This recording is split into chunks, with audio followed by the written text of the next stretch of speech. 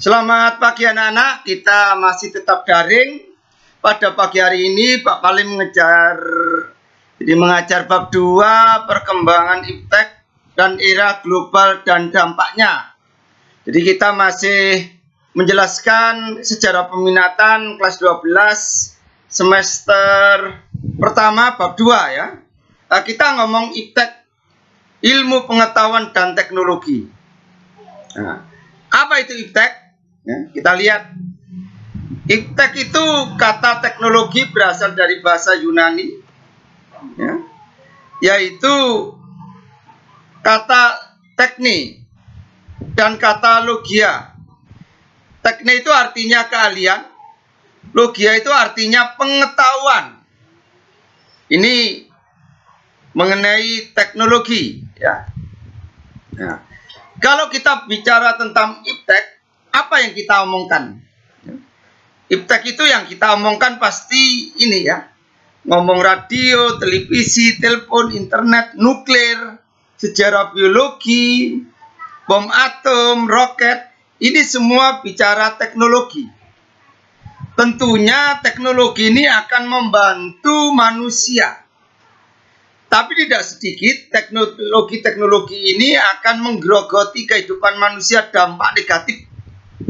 Jadi iptek itu ada dampak positif, dampak negatif. Apa itu saya yakin kamu bisa menjelaskan sendiri. Nah, sebelum kita menjelaskan satu persatu, ini ada tayangan cuplikan ya, iptek dalam bentuk film atau penjelasan secara PowerPoint. Kita saksikan bagaimana sejarah iptek pada abad ke-20. Ilmu pengetahuan berkembang pesat terutama dalam bidang informasi, komunikasi, transportasi, industri, dan pertanian. Bangsa kolonial datang ke Indonesia. Walaupun itu telah berkembang di Indonesia, tetapi Indonesia masih tertinggal jauh dibanding negara jajahan Asia lainnya. Hal ini disebabkan karena pendidikan di Indonesia saat itu hanya untuk kaum bangsawan saja, serta industrialisasi sendiri tidak terjadi di Indonesia. Awal abad ke-19, banyak penemuan penting dalam bidang iptek seperti mesin uap oleh James Watt dan telepon oleh Alexander Graham Bell. Di era globalisasi sekarang, negara yang paling kuat menguasai teknologi informasi akan memiliki pengaruh yang besar dari dunia. Contohnya bagi negara-negara maju sangat berpengaruh dalam segala bidang terhadap negara berkembang. Perkembangan iptek paling mencolok oleh hadirnya komputer. Tahun 1936, seorang pakar matematika Inggris, Alan Turing, menghasilkan ide untuk membuat mesin yang dapat menghitung tanpa bantuan Indonesia. Tahun 1940, dikembangkanlah komputer oleh John von Neumann dengan nama ENIAC, Electronic User Variable Automatic Computer.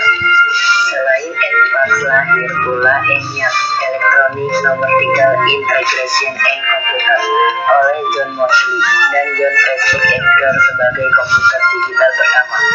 Selanjutnya, komputer disempurnakan oleh Charles Babbage, sehingga beliau disebut sebagai bapak komputer dunia. Sejalan dengan kemerdekaan bangsa Indonesia, pemerintah langsung menunjukkan perhatiannya terhadap ilmu pengetahuan dengan membentuk MIPI, Majelis Ilmu Pengetahuan Indonesia. MIPI lalu diubah menjadi LIPI, Lembaga Ilmu Pengetahuan Indonesia.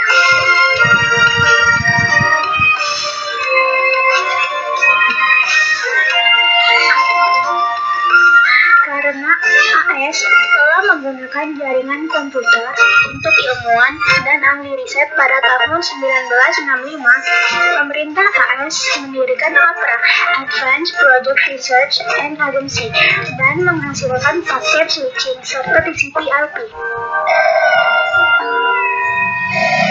Heinrich Rudolf Hertz, sang penemu gelombang elektromagnetik yang menjadikan Guglielmo Marconi dapat menciptakan radio serta dikembangkan lebih baik, oleh Emile de Forest yang menjadikannya sebagai the father of radio.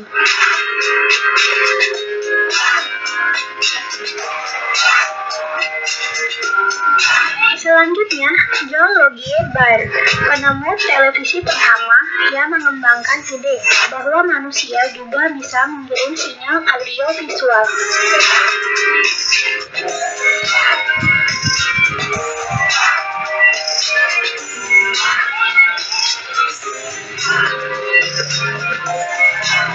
Tahun 1929 di Amerika masyarakatnya sudah bisa menikmati TV. Perkembangan media informasi dan komunikasi di Indonesia.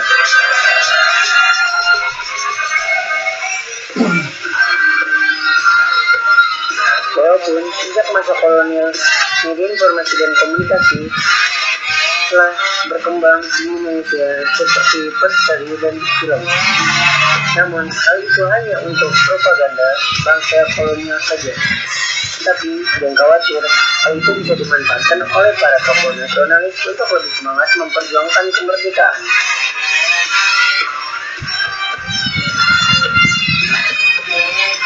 Bahkan pada saat menjelang kemerdekaan, media informasi sangat berperan. Tentu hal itu membuat bukan saja dan termasuk golongan muda mengetahui bahwa Jepang telah menyerah kepada sekutu dan di Indonesia juga vacuum of power atau kekosongan kekuasaan. Maka dari itu Indonesia harus segera memproklamasikan kemerdekaannya sebelum sekutu datang kembali.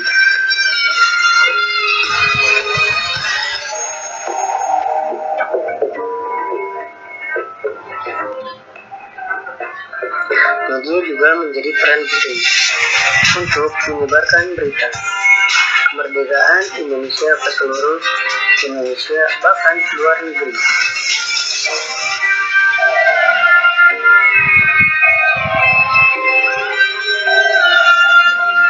Selanjutnya, Indonesia sebagai negara kepulauan perlu adanya layanan yang efektif dan efisien untuk menjaga ketinggalan Indonesia dengan bangga bangsa lain serta memudahkan akses bahan informasi.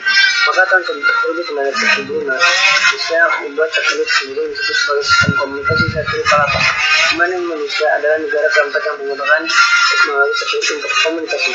Selanjutnya radio. Setelah kemerdekaan pada tanggal 11 September 1945 berseluruh RRI, Radio Republik Indonesia, satu-satunya siaran radio yang memiliki dan dikuasai pemerintah. Baru setelah memasuki Orde Baru tahun 1967, radio swasta radio amatir mulai berkembang sebagai alat pendidikan dan hiburan. Setelah itu televisi pertama kali hadir pada tanggal 24 Agustus 1962 bertepatan dengan Asian Games keempat di Jakarta dengan satu stasiun yaitu TVRI. Baru 23 tahun kemudian pada tanggal 24 Agustus 1989 hadirlah berbagai macam stasiun swasta. Transportasi kuno dan transportasi modern.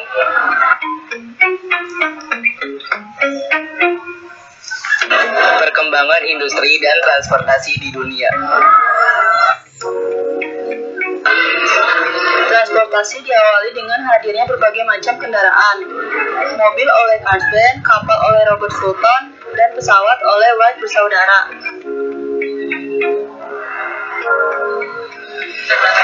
Selain transportasi, berdiri pula perusahaan industri yang mampu menciptakan mesin canggih seperti BMW, Ford, Lamborghini, Toyota, dan lain-lain.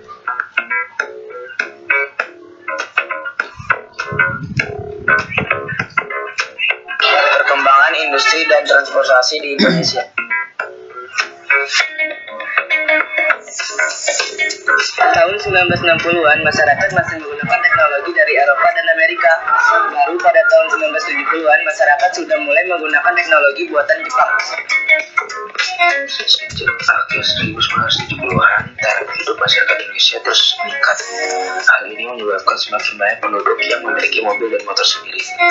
Berikut contoh kendaraan yang telah berkembang di